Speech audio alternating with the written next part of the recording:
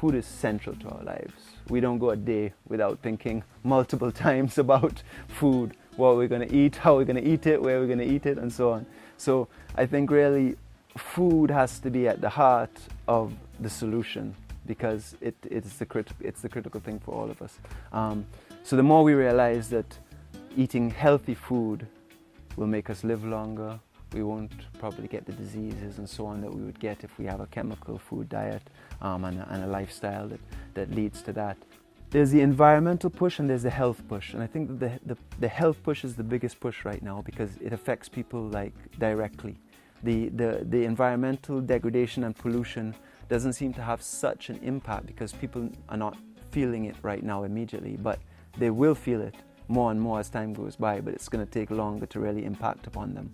When we have a healthy soil, a soil that has a deep soil organic matter layer, one of the main things, and this is especially important in terms of climate change, and we've been experiencing weather that has been quite extreme in terms of the floods and the hurricanes and this extreme weather, and it's said to be linked to climate change.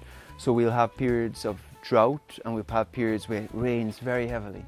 So the beautiful thing about these systems is the soil organic matter helps to balance either of these conditions. Whether it's too dry or it's too wet, the soil organic matter helps because it acts like a sponge.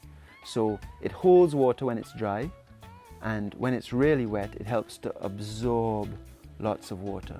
So what happens is if you don't have the soil organic matter and the water falls on the soil, it quickly compacts it and then it starts to run off. And when it starts to run, especially on our steep slopes, this is when you get a build-up of runoff, and this will collect together and form huge amounts of water which can create a tremendous damage.